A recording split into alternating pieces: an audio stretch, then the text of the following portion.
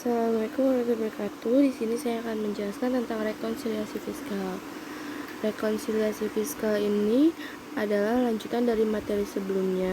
Bedanya ini ada penghasilan neto luar negerinya.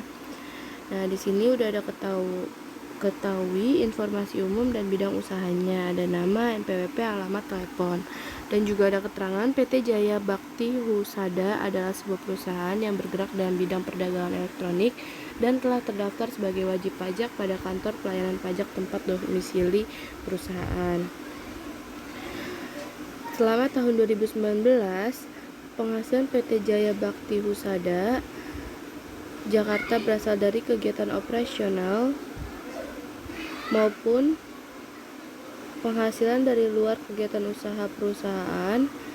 Laporan keuangan perusahaan komersial telah disusun berdasarkan pendekatan akuntansi sesuai dengan standar akuntansi keuangan. Berikut disajikan secara lengkap laporan laba rugi perusahaan komersial pada periode tahun 2019. Nah, di sini sama saja rekonsiliasi fiskalnya dengan yang kemarin, hanya bedanya tuh di sini. Di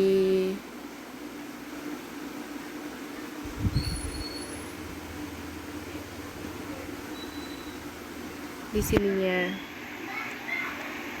Bedanya hanya di sininya aja. Kalau di sini ada penghasilan neto luar negerinya. Nah, cara mencari penghasilan neto luar negerinya tuh seperti ini. Cara mencari. Nah, jadi cara mencarinya itu ada perhitungan KPPPH pasal 24. Nah, yang pertama itu kan negara Prancis. Negara Prancis itu kan tadi dividen taxnya kan 20%, 22%. Nah, di sini ada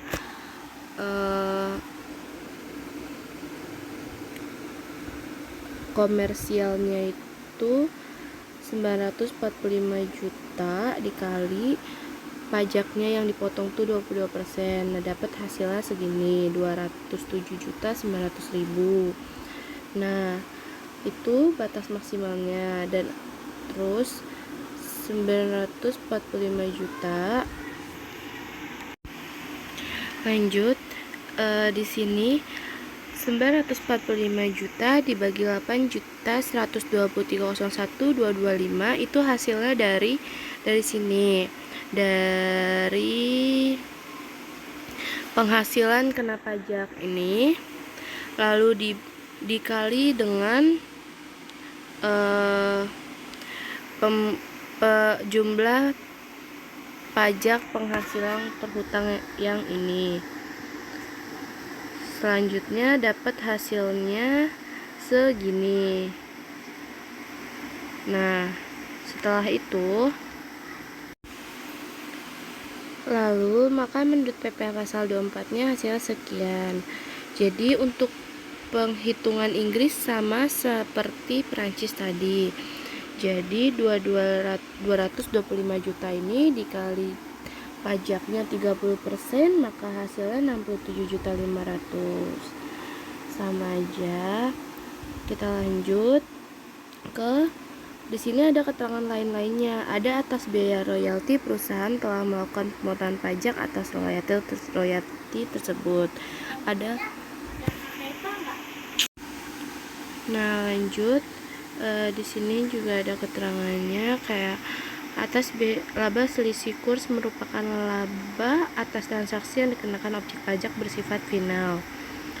Nah, ada juga set perusahaan metode garis lurus untuk aktiva kelompok 1, 2, dan 3 menggunakan saldo menurun.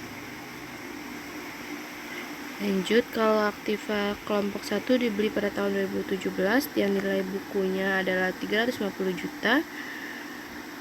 Terus ada aktiva kelompok 2 yang dibeli tahun 2016 nilai bukunya 450 juta, dan aktiva kelompok 3-nya dibeli tahun 2015 nilai bukunya 800 juta.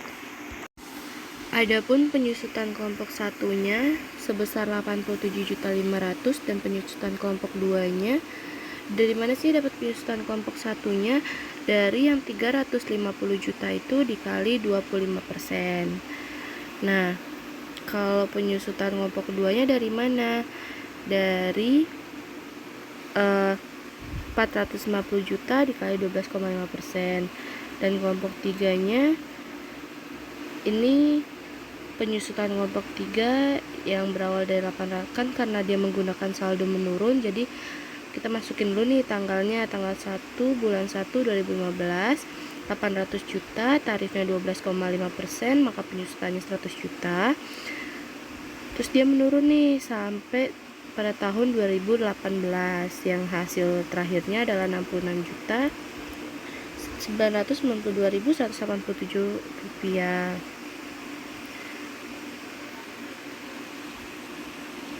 Dan lanjut pun ternyata sampai tahun 2019 yang hasilnya 58.618.164 rupiah.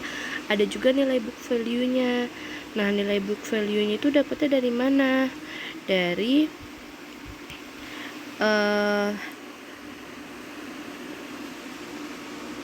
book value-nya dari nilai buku 350 juta itu 800 juta itu dikurang sama nilai penyusutan, jadi hasilnya 700 gitu, seterusnya ke bawah. Nah, ini ada penghasilan neto fiskalnya. Di sini ada keterangan penghasilan neto fiskalnya, kompensasi kerugiannya.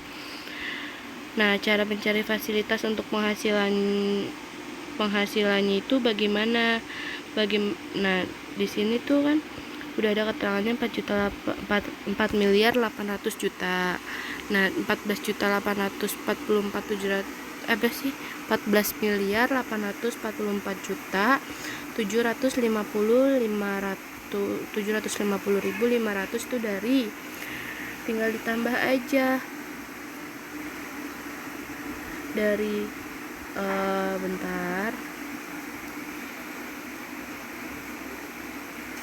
dari hasil fiskal yang kayak peredaran usaha sampai ke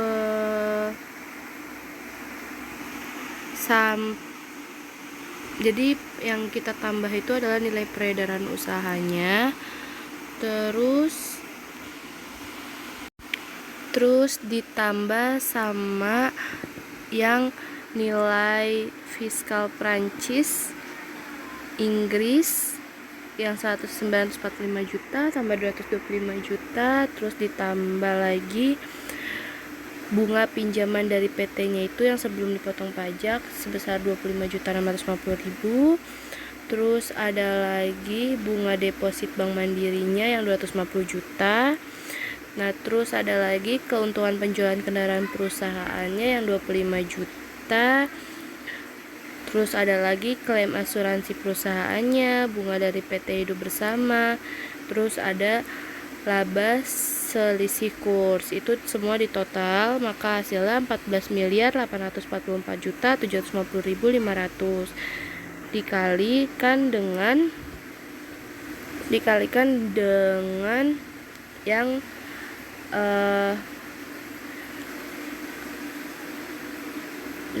dikalikan dengan yang penghasilan kena pajak tadi, yaitu 8.120.301.225 rupiah. Maka dapatlah hasilnya sekian.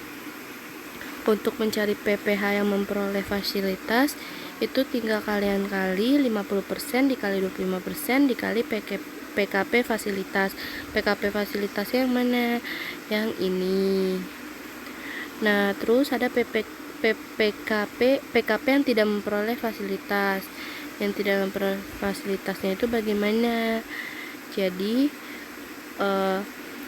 tadi yang PKP-nya itu 8.120.301.225 rupiah dikurang dengan